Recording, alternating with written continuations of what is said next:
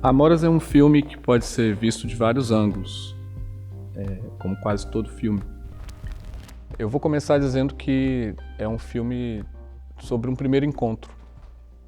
A gente pode olhar para ele como um primeiro encontro entre um neto e uma avó.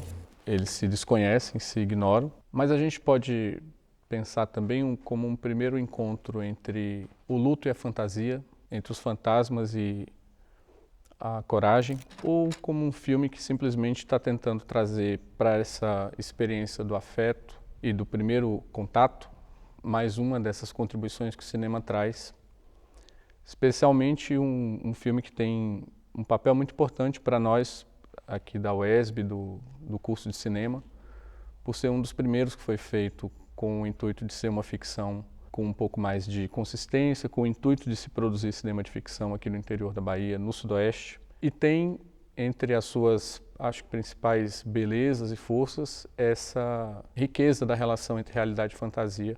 Existe um elemento importante nisso, que percorre talvez a história da literatura contemporânea, da literatura moderna, que é o lugar desconfortável que a criança passou a ter, a ocupar nas narrativas, né? Apesar de ser uma coisa tranquila, o papel da criança nas narrativas, geralmente, ele está bem situado, está bem colocado, mas existe um surgimento de uma nova problemática na literatura do século XIX para o XX, e de algum modo isso percorre também o surgimento do cinema, que é o que fazer com as crianças quando nós não as queremos perto. Se tornou uma espécie de tônica comum de uma sociedade industrial, de uma sociedade que é devotada para o trabalho ou para a centralidade dos adultos, né? Os adultos é que decidem, os adultos produtivos. De todo modo, são esses adultos que decidem o que os velhos e o que as crianças vão ser e fazer. Que esse primeiro contato, esse choque à avó e ao neto, ele mostra um pouco como a nossa sociedade se estrutura. Ela é adultocêntrica, ela se organiza em torno do desejo e da vontade dos adultos produtivos. Aqueles que não pertencem a esse segmento são cuidadores ou são cuidados, muitas vezes uns pelos outros. Um segundo elemento que eu acho que também é importante diz respeito a como esse encontro entre os dois se dá. O encontro entre essa avó desamparada, em parte abandonada pelo que resta da sua família, que é essa filha, que sobrevive numa propriedade rural, mas trancada em casa, com medo do lado de fora, né? Com a ideia de que lá fora um monstro que faria mal a amedronta e a ameaça. É essa mesma avó que vai receber, não porque quer, esse garoto e pouco a pouco vai tecendo ali uma convivência com ele. Esse tipo de convivência forçada que vai amadurecendo para uma amizade e naturalmente para uma relação de afeto entre avó e neto, também me chama muita atenção, levando em conta um contexto. Não é uma avó qualquer, de qualquer lugar, é uma avó sertaneja. E a gente precisa olhar talvez para esse elemento, uma avó sertaneja com um menino que tem trajes na sua cultura, dos quadrinhos, do super-herói.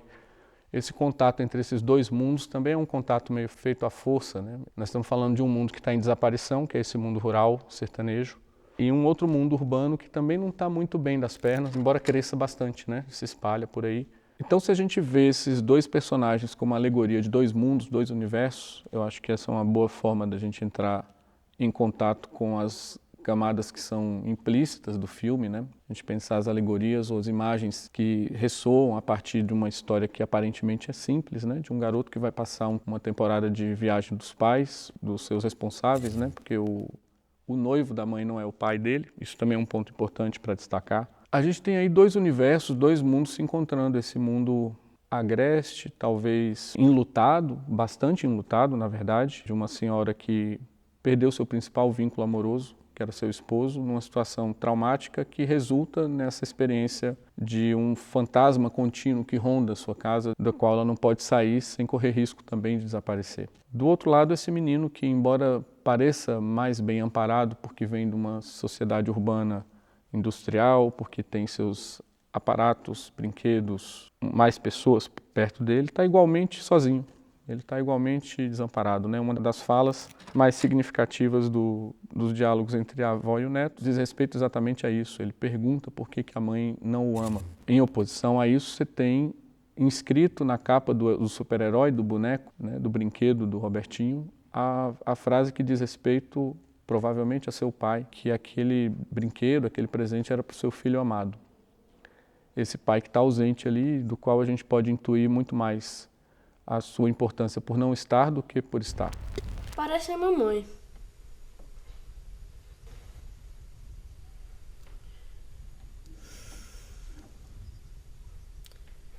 Por que minha mãe não gosta de mim? Sua mãe sempre foi difícil. Um dia ela vai perceber o que está perdendo. Nada como o tempo.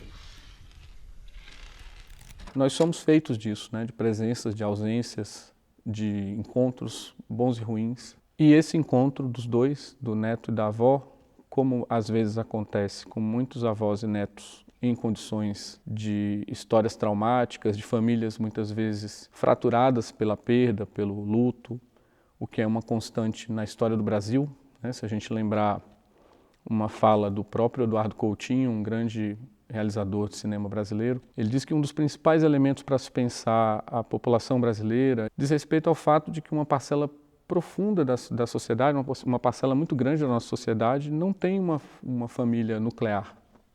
Muitas pessoas cresceram sem os pais ou sem a mãe, de toda forma, às vezes longe da avó, né? O Robertinho está encontrando a sua avó pela primeira vez depois de ter nascido.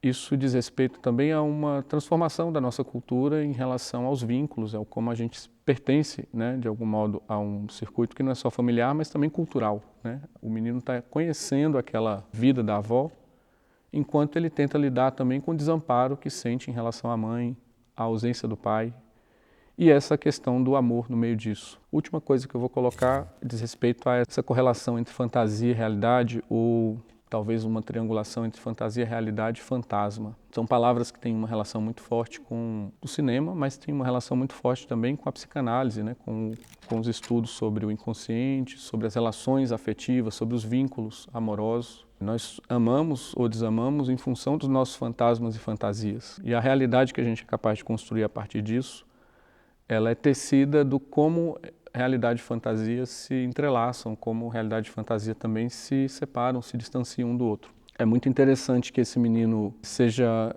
desqualificado na relação com sua fantasia no começo do filme e que depois, aos poucos, essa própria fantasia dele é que se torna uma via possível para que a avó reencontre a realidade da qual ela estava apartada por conta de um fantasma, da qual ela não conseguia se desvencilhar. Há um grande pensador dessas questões, um grande clínico também, que era o Donald Winnicott, um pediatra e psicanalista inglês, que pensava muito sobre essa relação entre realidade e fantasia, e ele diz algo próximo disso em alguns momentos de sua obra, quando ele trata do fato de que é a capacidade de brincar, é a capacidade de fantasiar, de escapar da realidade, que é o que a gente faz quando brinca, como o Robertinho brinca. É justamente isso, escapar da realidade pela brincadeira, que nos torna mais capazes de construir a realidade. E ela é cada vez mais fantasmática e às vezes perturbadora quando a gente esquece a capacidade de brincar. Eu acho que esse filme relembra isso muito bem e é um filme que merece ser visto por muitos outros ângulos. Eu estou destacando isso porque eu acho que é uma coisa que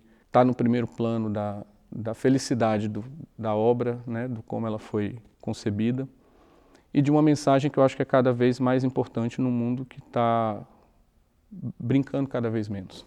E é uma alegria muito grande saber que as produções escolhidas esse ano para o Eis a Questão são produções que foram feitas aqui na Universidade Estadual do Sudoeste da Bahia ou em colaboração com a universidade, que são produções oriundas do curso de Cinema e Audiovisual, que está esse ano completando 15 anos. É uma data de celebração, né, de valorização da arte e da cultura na nossa região, mas é também uma maneira de mostrar o processo de amadurecimento, de evolução da nossa universidade, do nosso curso de cinema e de cada vez mais aproximar as pessoas da região sudoeste daquilo que é feito aqui com a arte, com a cultura, com o audiovisual, com a produção artística e com a reflexão sobre a nossa sociedade. A gente está trilhando esse caminho há 15 anos com o curso de cinema e eu acho que isso é só o começo.